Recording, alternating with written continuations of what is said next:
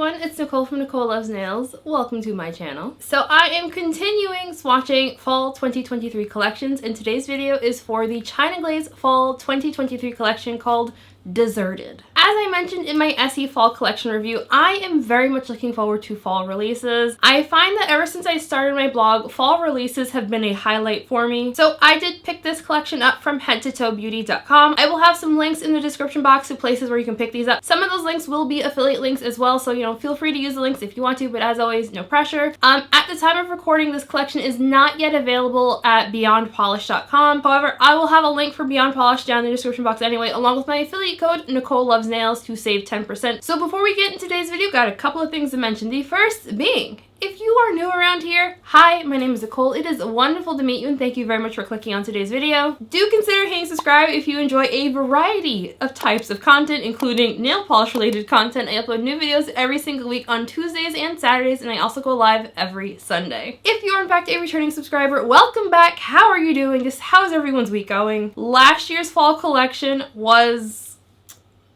it was something. I wanted more. I wanted more. And I did not get more. I was super disappointed by this collection. I hated it. I'm sorry. I was not a fan of it last year. I feel like so far for 2023, China Glaze has been doing pretty okay. So I was very much looking forward to this release. So we have 6 polishes themed after, I assume, the desert of some kind. So they're all like metallic-y kind of finishes. So as always, down in the description box, I'll have links to the China Glaze website, links to the China Glaze social media pages, my social media pages, as well as a link to my blog post on NicoleLovesNails.com, where I host all of my swatch photos as well as provide a written review. And of course, timestamps are down in the description box as well. Let's just get into this video. First up, we have Alpenglow, which I will describe as a berry metallic shade. So as you're seeing here, this one does start off a little bit sheer, but it builds up really nicely for me in 2 coats. Both formula and application were pretty good with this one. I did find it to be a little bit runny, but as long as you don't overload your brush and make sure that you don't have anything on the stem of the brush when you're applying it, you won't have any issues. I am not the biggest lover of berry shades. I kind of have a love-hate relationship with them. Like on paper, I kind of hate them, but I kind of feel like I always end up kind of digging how they look on my nails. This was definitely the case with this polish. Found coverage for this one to be pretty good in 2 coats. I feel like when I'm looking back at my footage, I can see like a little bit of hints of visible nail line on all of my nails. I could potentially see someone wanting to go in for a 3rd coat with this one. So that is Alpenglow in 2 coats plus glossy top coat, super easy removal and no issues with staining.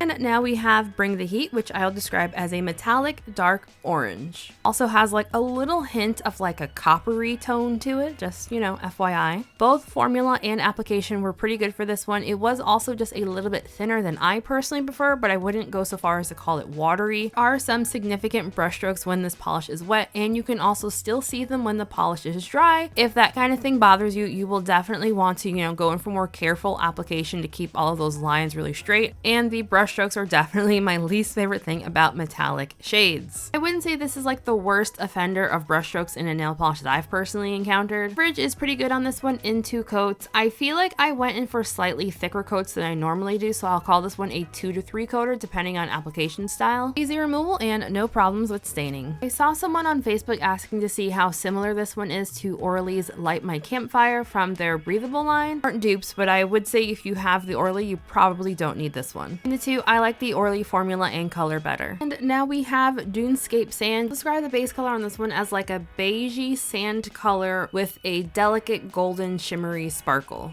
This has more of a cruddy-like formula. I found I really liked coverage on me in 2 coats. Where I do want to note, I was like 1000% committed when I was swatching this release to make everything a 2-coater. Potentially, if you go in for very thin coats, you might need a 3rd. Applied a lot nicer than I expected it to. It was going to be patchy and uneven, but it was surprisingly streak-free. I kind of wish that this was more of like a golden color and not a beige with gold in there. But for a color that when I looked at it in the bottle, I was like, I'm gonna hate this. I surprised myself and actually liked it a lot, but I also recognize it was 1000% the gold because I love gold!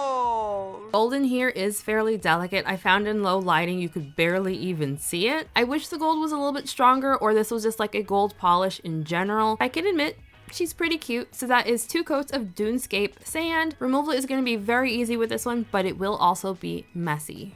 And now we have Night Dunes, which I'll describe as a grayed out navy blue base with either silver or blue metallic shimmer. My heart kind of broke when I saw how sheer this one was on the first coat. As I said in the last swatch, I was 1000% committed while I was doing my full hand swatches to get all of these opaque in 2 coats. Like, I was so committed, but I do think this one's going to be a 2 to 3 coater depending on application. Going for very thin coats, you will definitely need a 3rd coat to get full opacity. Formula and application on this one were pretty good. The formula was a little bit thinner than I personally prefer, but application was pretty easy. Once again, you do have to keep an eye on the stem of your brush because this one will be a little bit runny. Overall though, I did really like this color a lot. I love me a grayed out anything, so this one made my heart very happy. Shimmer in here does not dry down texture. You don't get any brush strokes. Super easy removal, but it will be on the more messy side just due to that shimmer, and I had no issues with staining. And now we have Sky of Lavender, which I'll describe as a lavender crelly base with either a silver or a bluish kind of metallic shimmer. This polish did not in fact make my heart happy. This was the only one in the release that I was not able to get opaque in 2 coats. I had very obvious visible nail line with it in 2 coats, so I ended up going in for a 3rd one, which I recognize is not the end of the world by any means, and needing 3 coats is pretty typical when you have specialty formulations like this. Really think about it, I think the larger part of me wanting these to be 2 coaters is because I don't love metallic shades. However, I do think this shimmery kind of metallic is like the most tolerable for me as far as metallics go.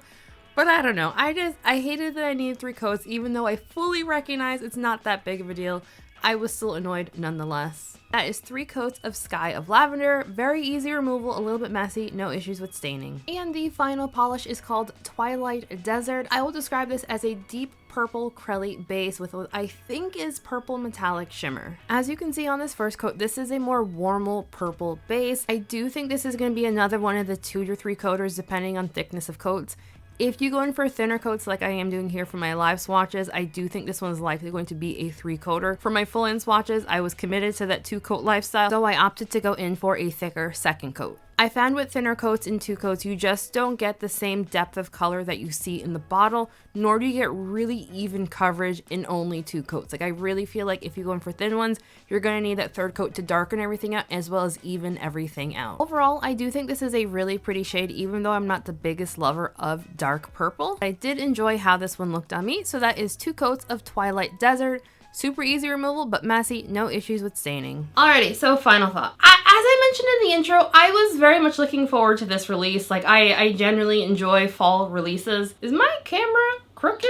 Okay, I guess we're just gonna go with it. I just realized it's very crooked today, more so than usual. As I was saying, I was very much looking forward to this release. I was kind of like up and down on how I felt about the China Glaze summer collection, so like I was really looking forward to like something just like bam bam fantastic, you know. I love me some China Glaze nail polish. The color story of this release, I like the color story. I think the color story is very pretty, very fall. I feel like we also have like a nice kind of like a sunset-y kind of vibe with some of these colors, so I do like that a lot. I am not generally a huge lover of metallic finishes. Once I realized that this whole release was supposed to be metallic finishes, oh no.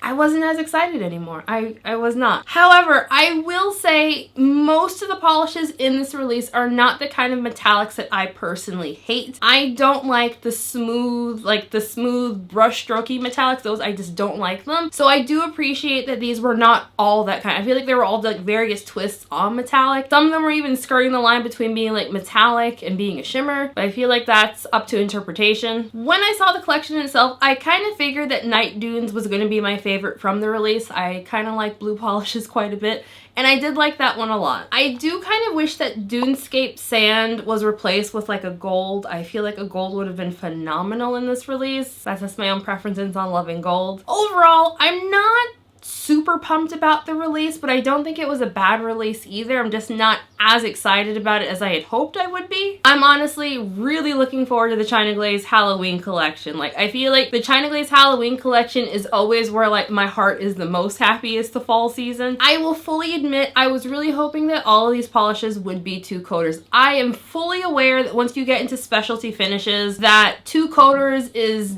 not generally the case. So like I'll give the release a pass on several of these being like 2 to 3 coaters and one being a 3 coater, just because these are specialty finishes. I'll give them a pass on that. It's not like last year's fall release where we had 3 coat creams.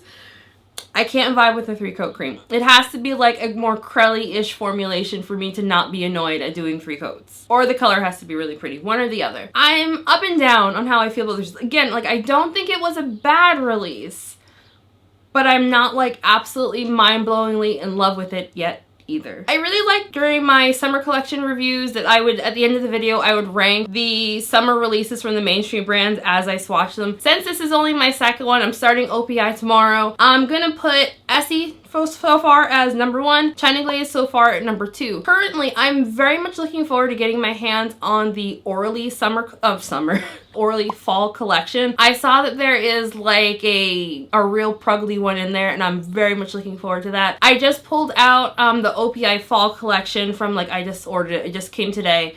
And I just pulled those out, and those look really cool. I'm very much looking forward to those, which, if you know my history with OPI, you know I've not always been the biggest OPI fangirl. So when I saw, like, we got some color shiftiness. Anyway, ranking, we've got Essie and China Glaze so far, and I think it's gonna be, for me, I think it's gonna be Orly, Essie, OPI, and then China Glaze, as far as, like, my guesstimates on the ranking, just based on bottle shots that I've seen. But we will see. We will see. So I'd love to know what everyone else thought of this release. Like, are you planning on picking it? Have you already picked it? You know the drill. Let me know all your thoughts. I know some of y'all are still stuck in that summer mindset, and like, I get it, but that's not my vibe.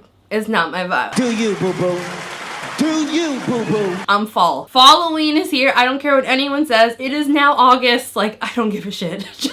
It's Halloween, okay? Thank you all so very much for watching today's video. I hope you enjoyed it. Also, I want to give a very special shout out to my channel members. Just thank you all so very much for all your love and support. You guys are truly the best. Your names are all on the screen right now. As always, if you would like to sign up for my channel memberships, the link for that is down in the description box. Which, you know, no pressure at all at joining. Just, you know, like the video, comment, share, subscribe if you haven't already, and we are good. Like, seriously. Channel members, we do have a live stream coming up this Friday. So thank everyone for watching today's video. Have a fantastic weekend, and I'll see you in the next one.